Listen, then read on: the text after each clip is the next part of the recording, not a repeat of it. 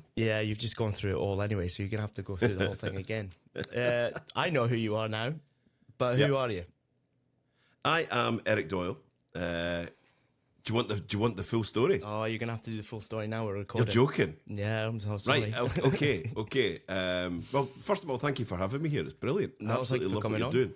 Magic, great stuff. What show is this? This will be 49. 49. Is it 49? Yeah, it will be 49 by the time it's released, yeah.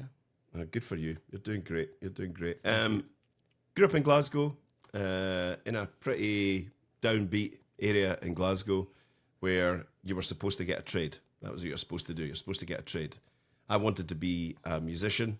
My father wasn't having any of that. I had got into the Royal Academy of Music and Drama at Glasgow.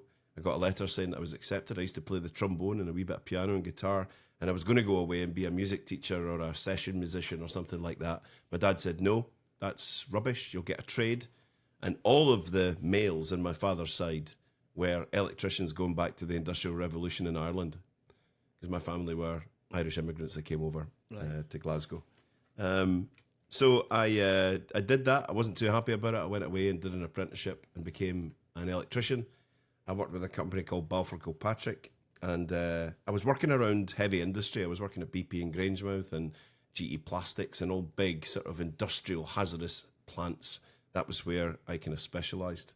One day I was in the yard and I saw, we wore grey coveralls and black boots with Balfour Kilpatrick on them. And these 6 guys, it was like Reservoir Dogs, walked past. You can almost hear doom, doom, doom, do in slow motion.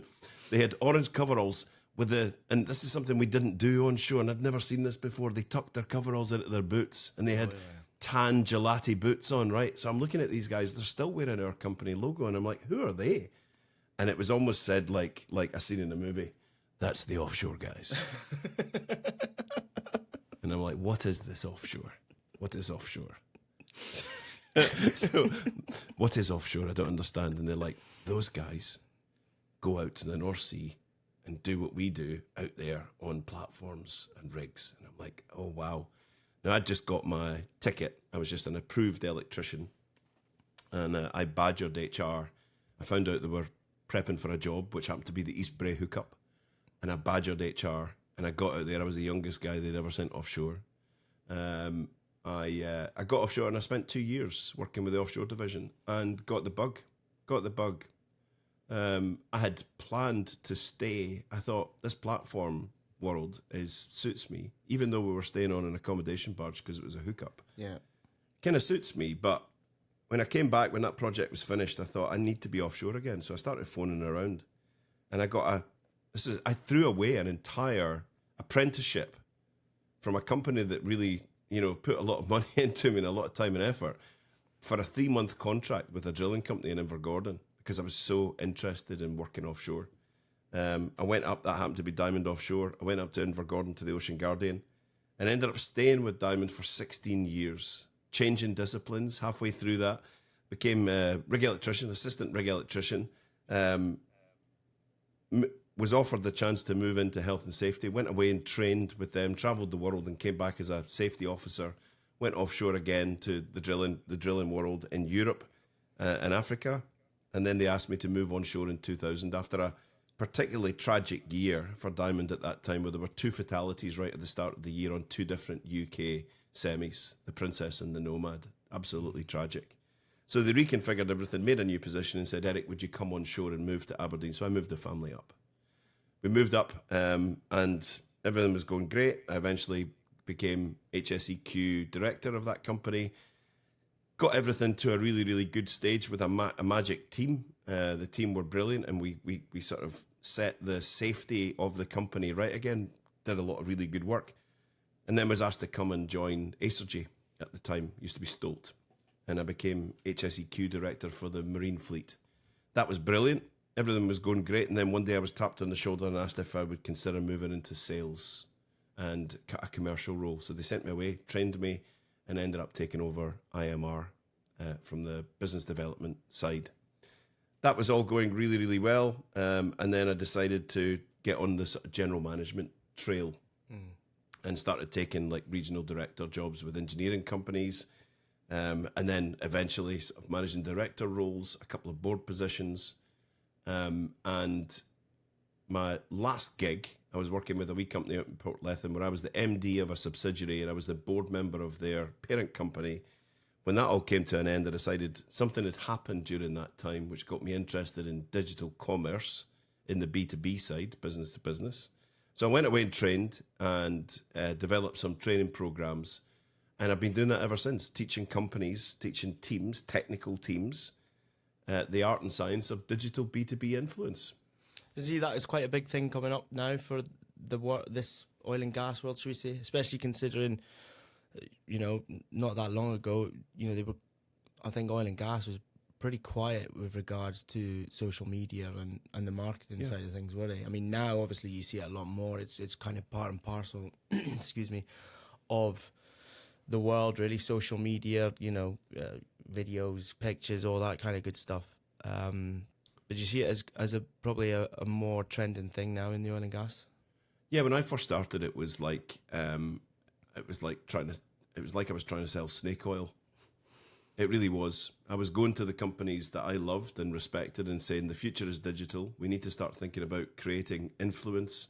We need to start thinking about creating technical leaders, commercial leaders, and building digital communities. And there was just a deafening silence. Deafening silence. It's like, that's not really how things work here. And I kind of knew that's not really how things worked here, but I was trying to be, in some ways, a kind of pioneer for this. But it was hard yards in the early days until the first client came, who were an energy services provider across sectors, even into power back in those days. Then the second client came, then the third, then the fourth, and then it all started to pick up and get bubbly. So it was tough in the first couple of years, but now I think most, whether they're active or not, most leadership teams would recognise that their digital footprint and converting that digital footprint into commercial growth is important. Really important. Guys, I'm sorry to interrupt this show, and I really hope you're enjoying it. One thing I'm going to ask you, if you're listening to it and you're not liking, following or subscribing to it, could I ask a massive favour that you do? It really helps the show, it helps me bring in more people, and it helps me get more stories out there, which in favour brings more stories back in. Let's get back to it. What changed was how, you go from being a Sparky and then, doing all that good stuff, and then being picked up and going to the HSE. That's, how do you even go about that? Like, why would you even be picked up to go into HSE in the first place? It's either an interesting or a really boring story, but it was so upset my father because I'd broken the chain. Why would you throw away a trade to move into, insert expletives safety? Because. So I was doing an electrical course at night school when I got home at Stowe College. So I was going away for 3 weeks, coming back, and I was doing a particular thing. There was a module on there, safety and quality, and I found it fascinating. I found it absolutely fascinating. So I'm an electrician. I'm doing an electrical course at a night school at a college that I need to do for my tickets to keep them all up. But I'm finding that I'm getting so drawn into safety management and quality management that it's become a bit of a passion. So when I was going back offshore, we used to bring American safety men over that had no idea about safety cases and the HSE and legislation and risk assessments and regulations and all of that. So I would sit and work with them and talk to them, but they were just using the company safety manual as that's their guide and that's it. But I was saying there's so much more to consider. So all the while we were operating in the UK with 3 or 4 rigs, we had American safety men flying over from Mississippi, Alabama, Louisiana. Oh, God. And I found it quite frustrating because they weren't embedding. So one day, after a particularly frustrating shift, changing out an anchor winch in the rain, working late, missed the galley, missed the meal. They'd kept me some food, but it was dried out crap. I was sitting freezing, covered in crap in the mess room, ate my dinner, and looked up at the notice board, and there was a poster from the safety department on shore. We are looking for our very first UK safety officer. We're offering a training package. We're offering trips over to Houston to the main office. We're offering a whole deal, And then once you are certified and you've done your NEBOSH, we will then put you out to a rig. We're trying to grow our own people locally. I applied and I got the job. Brilliant. What was it like going from being one of the boys to being, oh God, here's the safety guy? Tell me about it, Joe. you know the world, and I have to say that this was the one big mistake that they made, or maybe it wasn't a mistake. Looking back, right? I was on the Ocean Guardian for about 8 years as rig crew, right? Tight as hell. You know that, tight as hell. We knew each other's families. We used to go on breaks together to cities and have parties and all that. Stayed at each other's houses, super, super tight. I went away for 18 months and trained. When they brought me back, the idea was that I'd go to one of the other rigs where I wasn't known. They sent me to the rig as safety officer that I grew up on. Oh. The toughest 18 months of my life. Yeah, I can imagine actually, because I take it goes from being, here's Eric to, oh God, here's that. Yeah, so walking over again. to a group of pals, standing chatting, and I get 2 meters away from them and they all walk away. Excluded, notes under the door, just completely on my own. And I was like, I had some sleepless nights. I definitely had some tearful nights. Yeah. I had horrible situations. And then I thought, this is either going to make me or break me. I can either get into this. I need to find another mechanism rather than just being the safety officer. Yeah. I need to find another mechanism. So that's where I started really focusing on individuals and their hopes, fears, desires, and wants. Understanding that when it comes to safety management, your guiding light is way different to the next person's. You might just want to keep yourself safe. You might want to keep yourself safe and all your crew safe. You might be a risk taker because you want to impress your boss. You might be a rig superintendent who's terrified of going to court. So whatever the buttons are that could be pushed with individuals. So there was 98 of us offshore at one time. 98 different sets of buttons, different crane operators with different views on safety management, working differently with each crew to get the same result.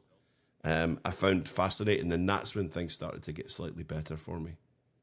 Yeah, and for us. Yeah, I take it in the end you slowly worked your way back to being pals, so to speak, but obviously with that I'm prepared to help you. I'm prepared to help you. I'm prepared to keep you compliant, keep you safe, and at the end of the day, we all want to go home with all of our digits and everybody healthy and safe. And I'm not here to read the riot book. I'm here to help us all stay safe and make this company realize that we're the very best when it comes to this. Let's be the leaders. Why not? Yeah.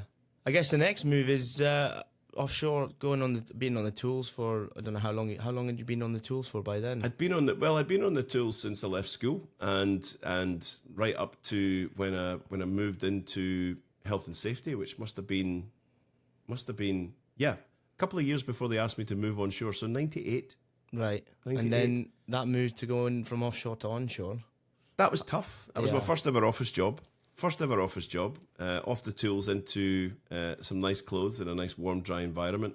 I could not believe the work ethic. In what way? I was used to working 12-hour shifts and then being on call.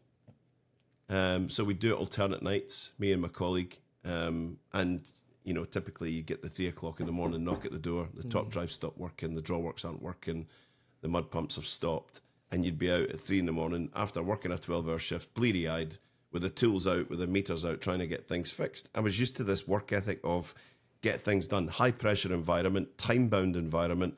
Suddenly I'm in the office where it's all lovely and we've got loads of time and everything's fine and, there's no serious. So I was like, how can we only work from 9 to half 4 or 9 to 5? How can we only do that? I'm going to be going home and wondering what to do with myself, but gradually got into that and really, really enjoyed it.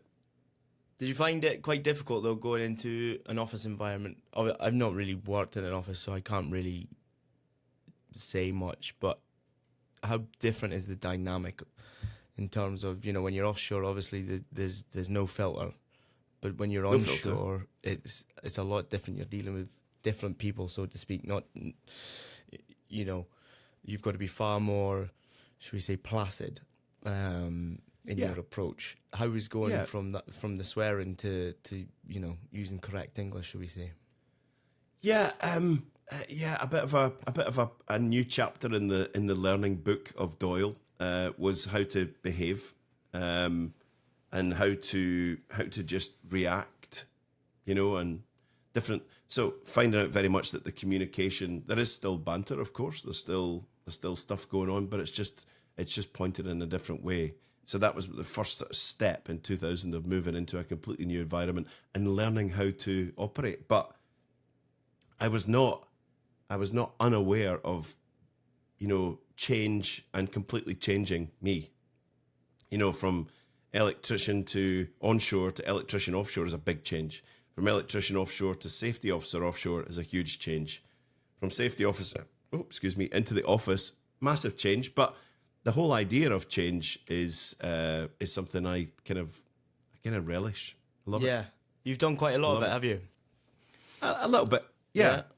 I enjoy it. I kind of like to reinvent myself. I think it's good, and it's something I've installed into my children as well, that if you want to get a job and stay in it for 40 years and retire, good on you. That's brilliant. We need people like that in the world. If you want to change what you're doing, you can. I want to be an example to them that you can. My son makes a joke. He's 21 years old. Would you believe this? Doing electrical and electronic engineering at university. It's probably the way to go, in fairness, though. Yeah, very much so. Wants to get into renewables and offshore wind and all that. Yeah. So my son said, you've made something up which helps people and you sell it. That's got to be the dream. And I'm like, yeah, it is the dream for now. But I've already started another thing. I'm not going to stop doing what I'm doing, but I've already started something else I think we've all got personality types, neurotypes, whatever. And I just need to have the idea that I'm not going to be stuck in the same thing for the rest of my life. I've realised that. Yeah, I can relate to that as well, to be fair. I've done quite a few different jobs and whatnot. I do think it keeps you on your toes a little bit more, in fairness. Yeah. Because if you're going into something different, you want to prove yourself for a start. And then by the time, you kind of get into that and you realise, okay, you become a bit more comfortable with it and stuff like that, you do lose that kind of drive to not so much prove yourself, but you've kind of not, and you don't lose interest, but you're always like, well, what's next? So I can resonate with where you're coming from. I think personally, like you say, excuse me, there is plenty of people that will probably stay in the same jobs for a good while, and they're happy and they're comfortable, and and that's terrific. Honestly, that's brilliant. Yeah, hats off to you in that. But you do need the people that can, kind of move from different places one to another, because they do bring other stuff with them. Yes, they're not going to be as good as the person who's been doing it for 20 years, and that's understandable because they haven't got 20 years experience behind them. But they do add something different to some extent, whether it's, you've seen something in a different environment that you can bring in. And so I can resonate, with you in that regards. I think, I've enjoyed it. I've seen loads of different things because of it. I've been loads of different environments, which has helped me a lot. So I'm a believer of, the jack of all trades. Yeah, quite right. And one thing that I set out as a principle for me right at the start was, I'm never going to be one of these fake it until you make it. So I hate that term. There's another term, learn it until you earn it. Yeah. And so if you can learn something and be the very best that you can be in that new thing by applying yourself, by learning, you can pretty much move into anything. Yeah, I agree. Yeah, I do agree. Yeah, I think, as long as I always say to my kids as well nowadays, one of the things I say is, as long as you've got a bit of work ethic behind you and you want to do it, you'll be all right in life. And the first supervisor I ever worked under, he said, so I was only 19 at the time, he says, listen, Joe, if you keep your head down and you work hard, you'll be fine in this industry, because that's all it really takes is someone, to be able to take a bit of crap. I know. And I found that, yeah. My rugby teacher at high school used to use a phrase that I probably never got at the time, but actually I've communicated it with both my kids, particularly my son who's working in trying to get into industrial roles. He used to always say, always be looking for work.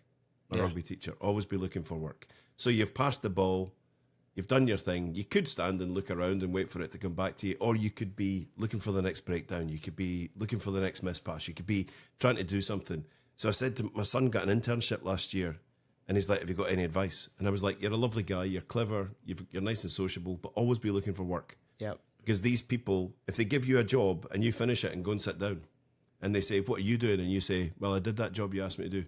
Finished it 2 hours ago." Go and clean the bins. Go and tidy the tools without being asked. Yeah. Look around and go, right, I've finished that. I don't want to bother them. I'll just go. Before long, that reputation will get up. Have you seen that young guy, what he went and did? Cleaned the workshop. Yeah.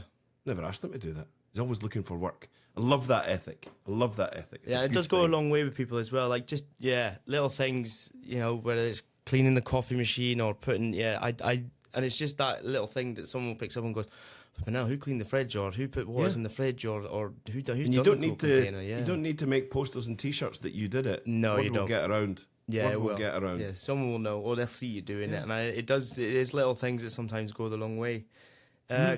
Crocs. Yes, Let's talk a little bit about that, because the pride of my life. Well, this is what I kind of I think this is one of the this is how I end up coming across you on LinkedIn, because I'm quite interested in the more social media marketing aspect that I think this industry could do. If everyone else does it, there's no reason why we shouldn't be doing it. So, how did you come about that? Why did you start that? I was managing director of a wee company out in Portlethen. We were very agricultural. We used to clean hydrocarbon and scale out of pipelines. Something happened where we weren't particularly into LinkedIn. We shared the company post every Tuesday and Thursday like everyone else did, but we didn't really understand why. Something happened that allowed me to connect with someone, a business person. So if you'd met me in 2017 and said, "Eric, we want to talk to you about my background in sales, marketing, and BD was very analog. Very analog. You do things, you do practical things. Salespeople are phoning around, emailing people, trying to get meetings. Marketing are doing marketing things, and hopefully we'll squeeze some clients out at the end." Very analog. To show you how kindergarten we were with LinkedIn, I remember sitting at sales strategy meetings, not just in that company, where we would put up LinkedIn and find companies that we would want to work with. We would click on their employees, take down notes of their employees' names, and then trying to work out their email. Oh. Close down LinkedIn again. So that's 2016, 2017 me. Something happened that allowed me to connect and get into a conversation, which resulted in a contract. And it started to make me think, how can two technical business people come together on a digital channel and create economic gold? What's this called? Nobody could tell me, so I went away and started studying myself. When I finished my tenure at that board and at that company, I went away and trained. And then I developed a series of training that I took to market and started to help people with the whole idea of creating digital B2B influence. How do you have your people, your team, all working together to create influence that makes something happen? Make someone reach out and go, "Joe, I read your article this morning. That's exactly the problem that we've got. We would love to talk to you and your team." How do you create influence? How do you create a digital presence as a team that makes someone want to come and work with you as your new hire? How do you do that to attract new suppliers and partners or investors? So that's the dream. Been doing it for a long time. Worked with big multinational PLCs, SMEs, institutions, all looking at this new digital world, this new digital networking prospect world seriously and wanting to apply some strategy and framework to it. So it's not just as simple as, chuck out some content and suddenly purchase orders come flying in through the door. It's a craft. It's a craft to create influence. And there's been a bit of a shift recently in that. I mean, LinkedIn is the world's largest digital networking platform. By the end of December, they'd reached 1.3 billion user accounts, 48.5 million in the UK alone. Simply turning up and posting that you're at a thing, doing a thing, is kindergarten stuff. Yeah.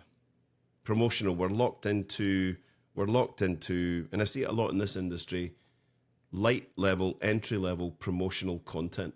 We're at a thing doing a thing. Here's a bunch of smiley people standing at a stand. Come and see us if you want to talk to us. How do you get beyond that and get to the point where you're actually influencing people to contract with you? And the original start point was you caught their eye with your content and your digital presence. And how do you do that at scale across organizations? So that's what we do, is help people become the leading technical and commercial digital influencers in their sector, in a really cool way that produces results.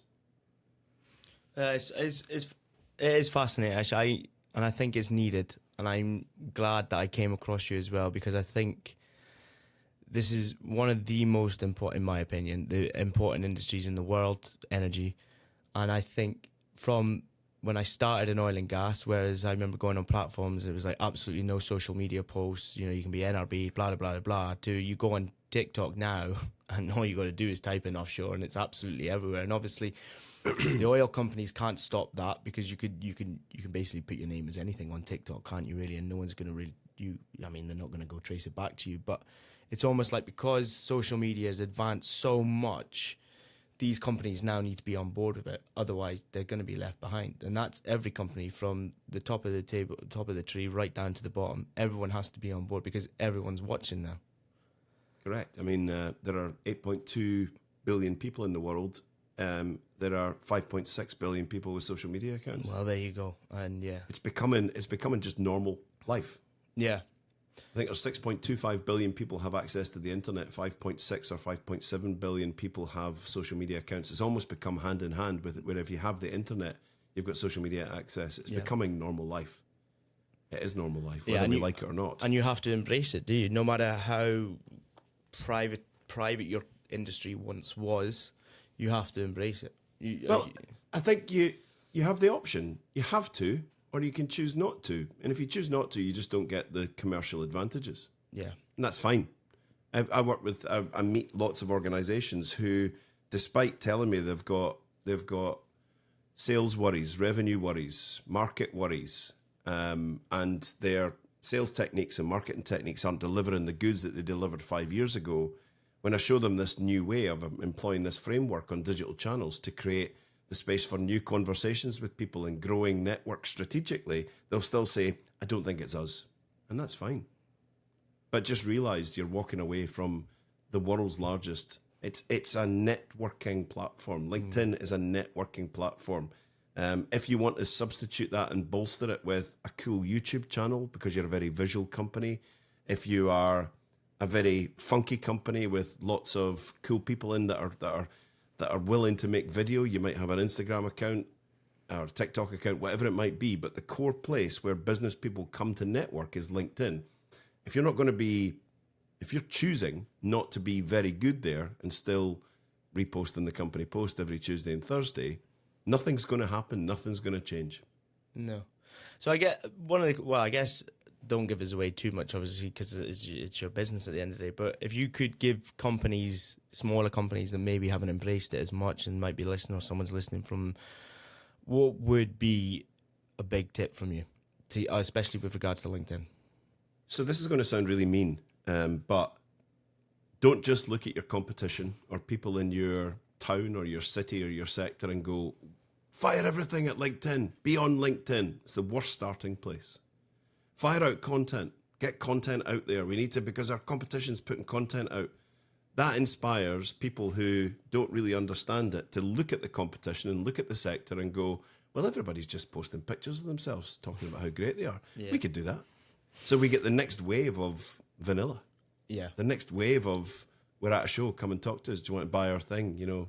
Aren't we great? Sit down. My advice is sit down, make a strategy. Make a strategy. How do we get to the position that we need to, where we can say that our social media activity, our digital media activity, is creating the space for conversations that turn into revenue?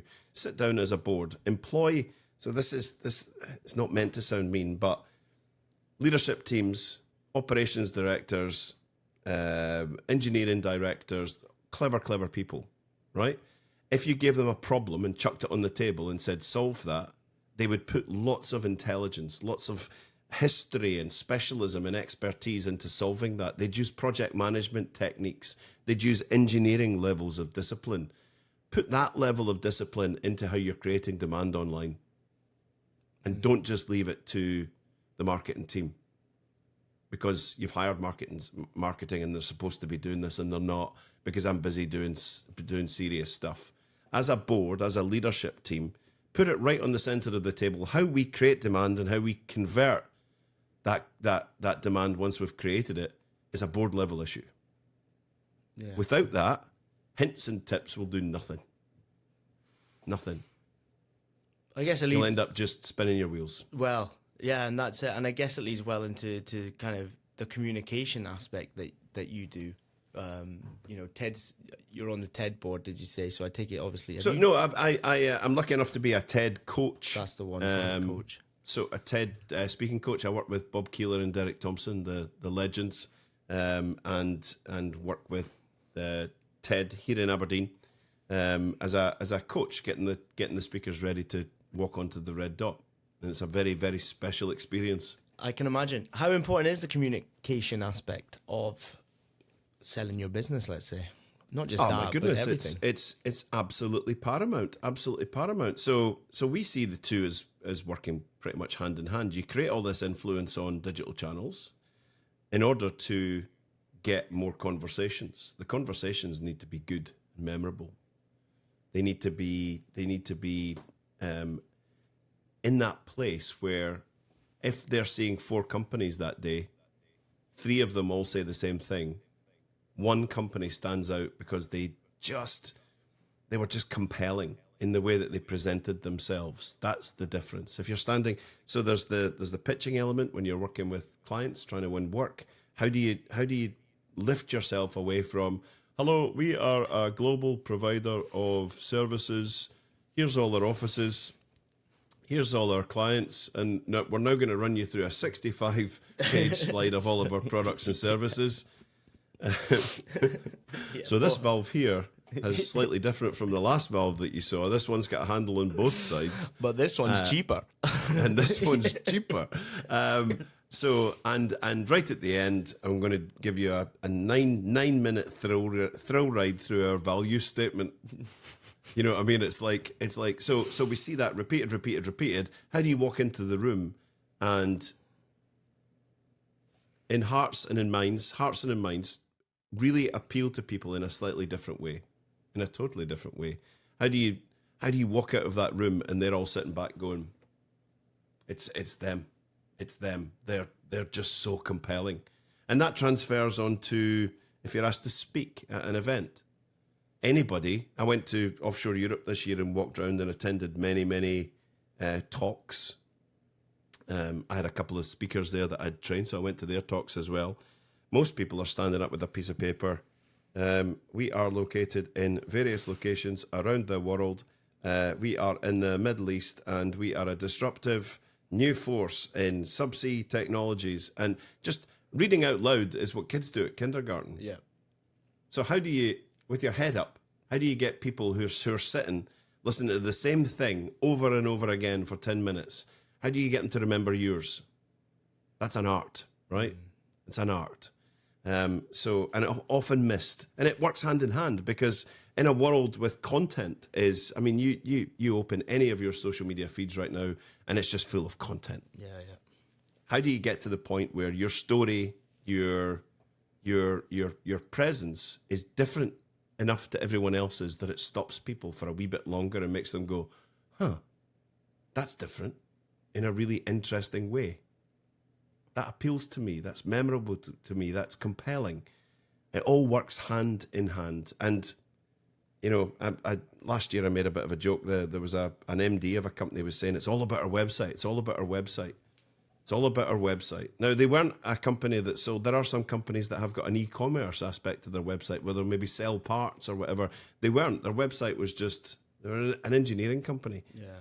I took their website and grayed it out and did the same with 6 of their competitors and took the logos off and put them all up beside each other and said, which one's yours? And they all burst out laughing because they couldn't find their own website. Oh, God. Because we're all saying the same stuff. Yeah. We're all saying the same stuff. We're all global leaders. We're all your partner, your specialist partner. How do you stand out above all of that? It's like when you're giving a TED talk. How do you make sure at the end of that TED talk that people want to reach out to you and go, that really affected me. That really impacted me. That was something really, really special. I can relate to that. I guess that leads us into your hosting experience then, OGV. How was that? Oh, I love it. Yeah. I mean, it started way before that. I realised I'd been kind of hosting in person for a long time.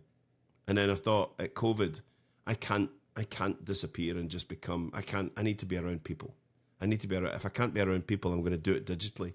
So I started a thing called the Cruxcast just before COVID because I could see we were all going to get locked down. And I was doing about 2 a week. Like this, bringing on. So my principle was bringing on people with an interesting story. That was it. From a woman in Sweden who quit her high-powered communications job in corporate to start a natural baby food company. I had Ika Headlam on there who does sort of like BIPOC music and arts around Aberdeen. Really interesting people doing interesting stuff. And we'd just do this. We'd just chat for a little while and I would put it out there. It then sort of grew into working with OGV, doing the OGV Lives, which I really, really loved, which was bringing me back into the sector because Crux now, where it was 100% of our clients used to be in the energy services sector when we first started. It's about 40% now. Oh, wow. We're in tech, SaaS, textiles, professional services all around the world. It's only a small portion of what we do now is in energy services. It's not the main industry we work in. So it was nice to come back into the industry and work with OGV on those, and we did loads. We did loads of them. They were brilliant. So we would end up we'd have a headline speaker. I think over an hour we would do a headline speaker. We'd do 2 pockets of specialism with 3 or 4 groups on at a time, and then we'd finish on something and there'd be some news. But and we did a sort of market update with the Westwoods of the world and EICs. It was just fabulous, just terrific to meet people, terrific to. I get itchy if I'm not talking to someone on online or in person. Right. Love it. I think that helps a lot though as well, if you are like that, in fairness.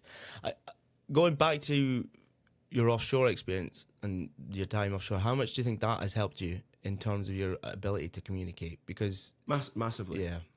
Massively, especially the safety journey.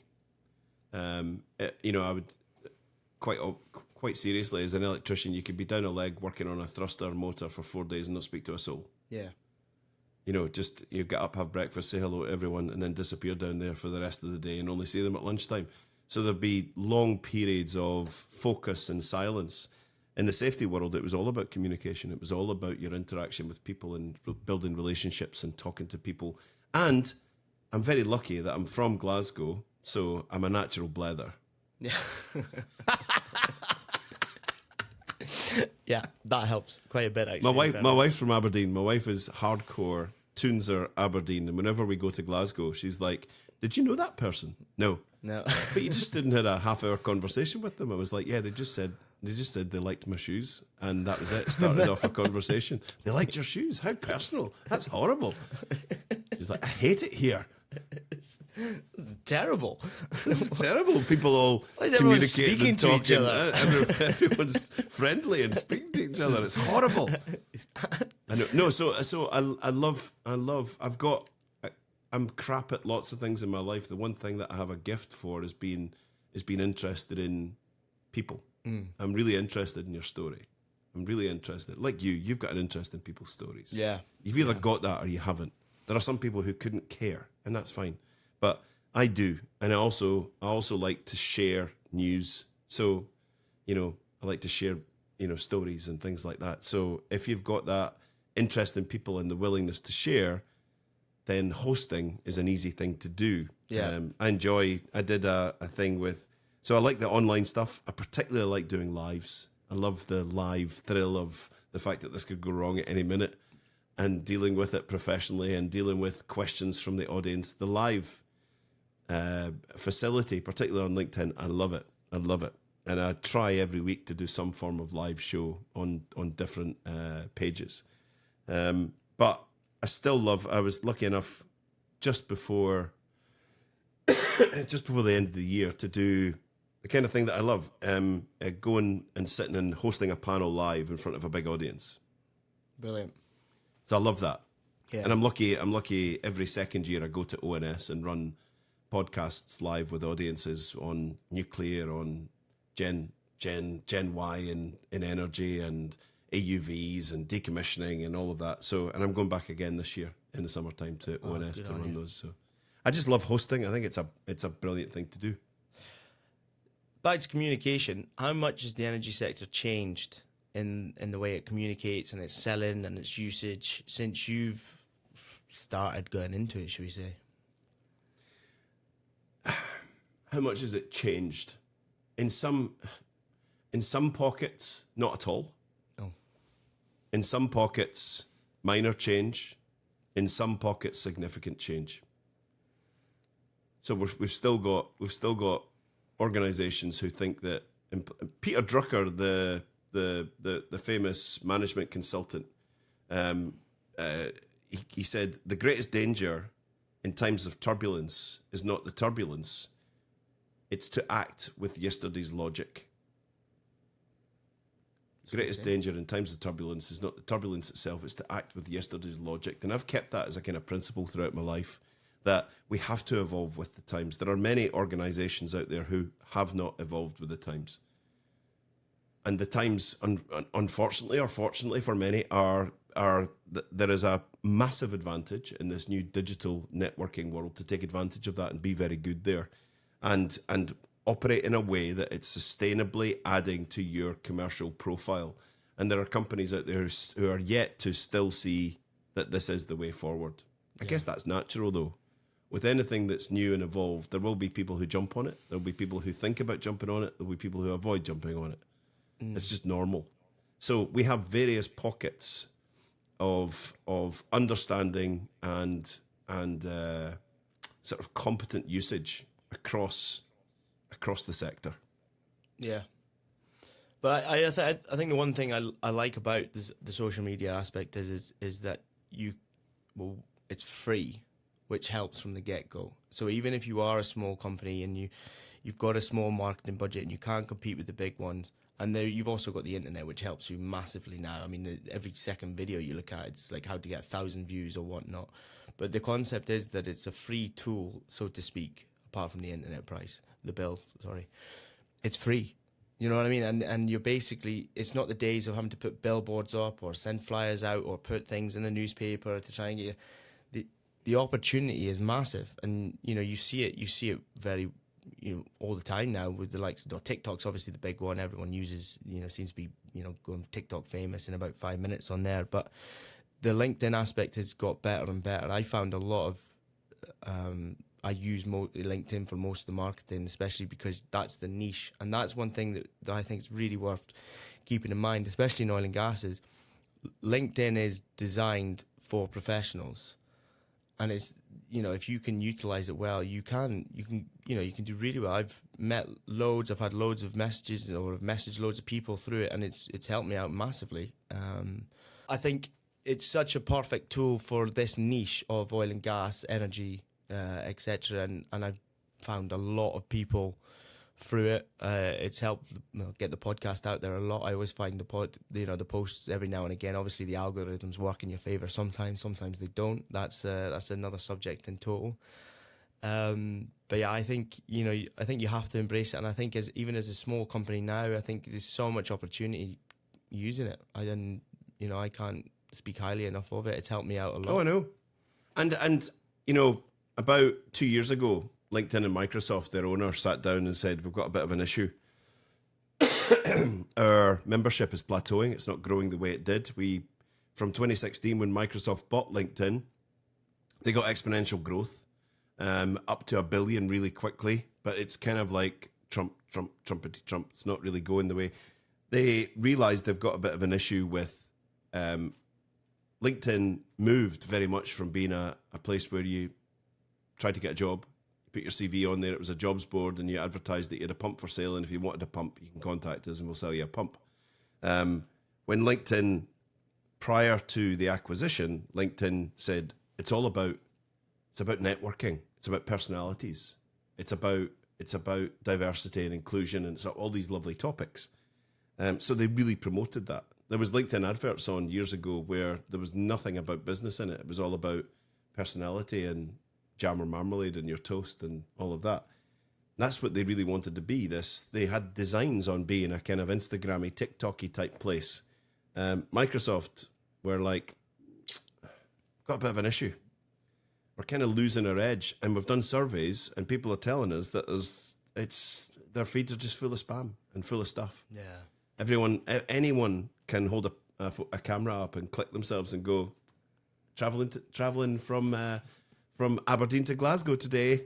See you there. Come by our store. Come by our stall. So anyone can do that. So they realised, they went away. They said, right, we need to clean up our act a bit. We need to clean up people's feeds. People are complaining. So they went away and they said, right, currently we operate on about 5 or 6 different algorithms for different things: recruitment, experience, profiles, content, etc., etc. What if we had one brain? So over the last couple of years, they've been developing this one brain, one algorithmic brain, 150 billion bit AI-centered brain called 360 Brew. It was the project name. They've kept it. 360 Brew has been rolled out now. 360 Brew will dial down all the noise. 360 Brew homes in on leadership signal, cross-functional influence, digital credibility, algorithmic reinforcement, and commercial conversion. It needs intent and it needs purpose. If it can't find that intent and purpose, it will dial you down. And we're seeing that already. So if you're I put a video out about this, if you're an engineering director and you talk about engineering teams and new innovation and technology and project design, and you talk about all these amazing things in your content, but you also talk about team development and leadership and all of that, 360 Brew will be able to look at you and go, I understand you. Your profile matches your content, matches your experience. I understand where to put you. And I'm going to put you front and center of those audiences so that you can create economic opportunity and conversations with them. Yeah. If your content is jam or marmalade, dogs, rock music, or hip hop, all things that I love, by the way. If your content is, I'm at a thing, here's the kids, here's my new mountain bike, it gets confused and goes, I don't know where to put you. I don't know what your intent is here. So I'm going to dial you down. And we're going to see that more and more this year. Yeah, I bet. Yeah. So that now is the time, and I'm saying this to lots and lots of organizations that I meet, now is the time, if you've felt that you didn't want to enter this arena of everything's brilliant, how great are we, we're at a thing, now is the time to come in with intent and purpose, to home in on the kind of things that your clients will relate to. Not, here's the thing, do you want to buy it? You know, talking with thought leadership about the things that really matter to your clients, expressing that you understand that and you can provide solutions for that. That is the key. What's your proudest moment of your career? Oofed. Proudest moment of my career. Proudest moment of my career. My goodness, I've never been. That's a thumper. The proudest moment of my career. Proudest moment of my career was, right, okay. You've caught me on the hop. The day that I left Diamond Offshore. Really? Yeah. And I don't mean that I was proud to leave them. Yeah, you were just proud. I was very proud to look back on what the team had done. I mean, we came from the doldrums. We came from the sewers on a very, very, very dark, horrible place.